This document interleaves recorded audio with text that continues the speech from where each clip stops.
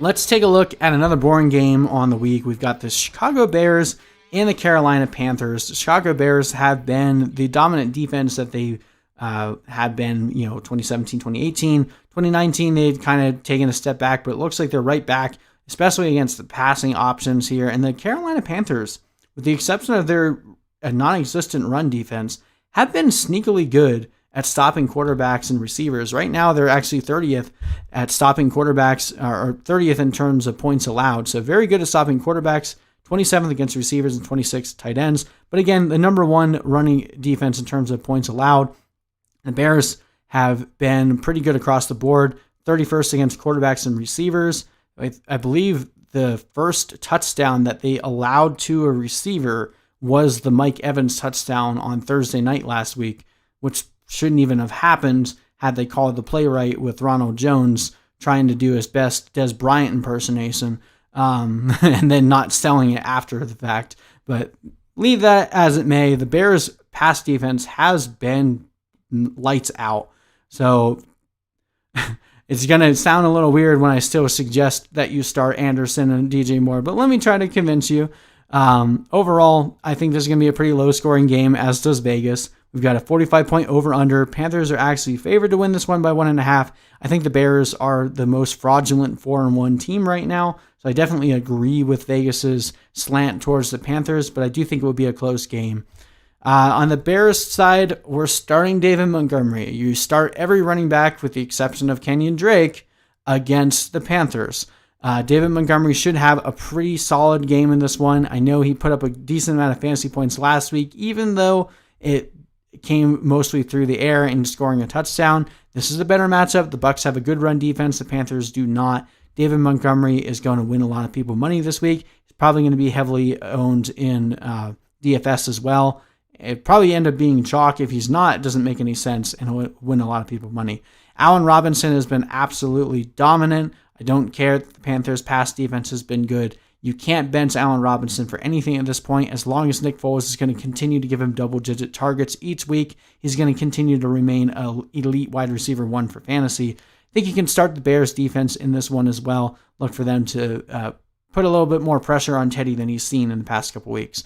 Jimmy Graham is the interesting call here. So we saw Jimmy Graham obviously score last week, and he's looked better. Like, he's looked better than he did ever at any point for the Packers, and ever since he tore that patella tendon for the Seahawks. Like, he just hasn't been the same guy.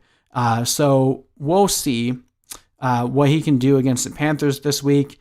You might not have an option. Like, if you're trying to decide between Jimmy Graham or like Trey Burton, I would still go Jimmy Graham. I think I have him ranked at like 13th on the week, so you can check my rankings on my website if you're curious who I would start over him. But I think you probably have a better option. Otherwise, you can start him.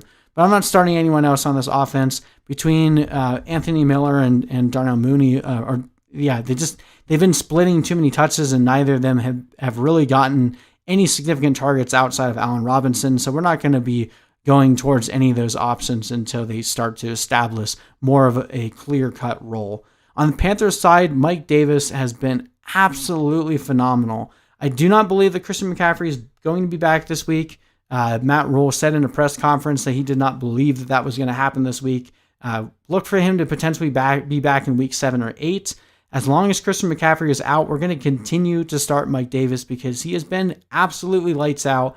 It's been, other than James Robinson, has been the best fantasy waiver wire pickup through the year. He's been winning people weeks alone. He's put up like 29 fantasy points last week, and we're hoping he has another good game here. We saw Ronald Jones have a pretty good game against the Bears last week, so look for Mike Davis to reprise that and give you a little bit more in the passing game.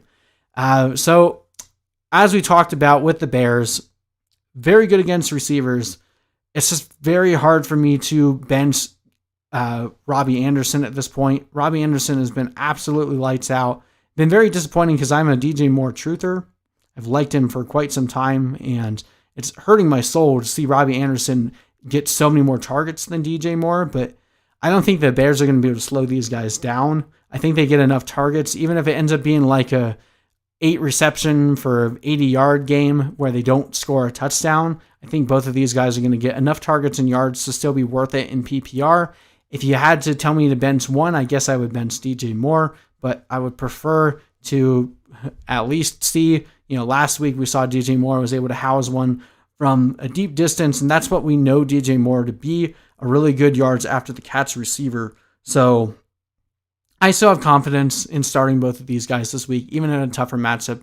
It's a game at home, and I do think the Panthers are a little bit underrated on offense. Teddy Bridgewater doesn't get the respect he deserves, even though we're not starting Teddy Bridgewater this week. Curtis Samuel was involved last week, but I think there won't be as many points scored. This isn't the Falcons we're talking about here, so I'm pretty much starting Davis, Anderson, and DJ Moore, and nobody else, and I guess you could give me an argument for why I wouldn't even start DJ Moore. I'm just saying I trust him enough, but again, I'm a truther, so keep that in mind. Got the Panthers winning this one 19-16, so low score game, but overall, I think the Panthers can knock off the Bears and send them to 4-2.